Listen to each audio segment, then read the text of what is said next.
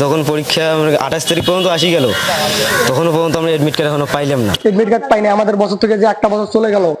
লালমনিরহাটের কালীগঞ্জে কলেজ কর্তৃপক্ষের ভুলে উচ্চ মাধ্যমিক এইচএসসি কারিগরি বিএম শাখা পরীক্ষায় অংশ নিতে পারেনি 16 জন পরীক্ষার্থী। রবিবার 30 জুন 2024 কালীগঞ্জ উপজেলার চলবলা ইউনিয়নের শিয়ালখোয়া সূর্যমুখী টেকনিক্যাল অ্যান্ড বিএম কলেজের 16 জন পরীক্ষার্থী পরীক্ষায় অংশগ্রহণ করতে পারেনি।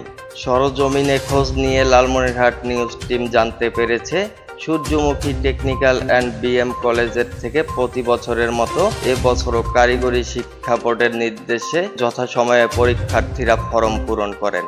পরে ওই পরীক্ষার্থীরা প্রতিষ্ঠানের প্রবেশপত্রর জন্য গেলে কলেজ কর্তৃপক্ষ তাদের জানায় পরীক্ষা কেন্দ্রে 16 জনের প্রবেশপত্র পৌঁছে দেওয়া হবে। পরে পরীক্ষার্থীরা কেন্দ্রে গিয়ে কর্তৃপক্ষের কোনো সহায়তা বা প্রবেশপত্র পায়নি। ফলে পরীক্ষা দিতে না পেরে হতাশা নিয়ে ফিরে গিয়েছে এই 16 পরীক্ষার্থী।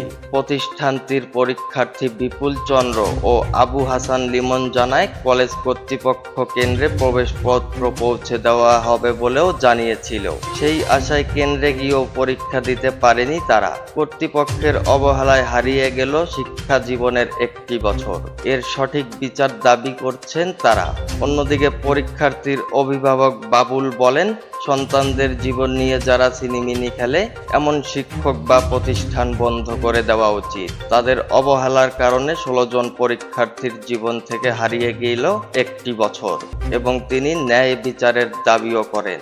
আরেকদিকে ওই কলেজের দায়িত্বপ্রাপ্ত শিক্ষক সুকুমার সাংবাদিকদের এক প্রশ্নের জবাবে বলেন, 16 জন পরীক্ষার্থীর ফরম পূরণ করা হয়েছিল, অনলাইন জটিলতায় তাদের প্রবেশপত্র পাওয়া যায়নি। এ নিয়ে ঢাকায় কয়েক দফায় গিয়েও কোনো কাজ হয়নি।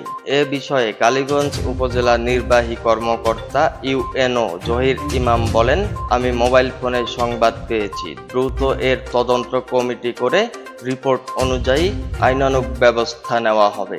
Lalmonirhat news 24 online desk, Lalmonirhat.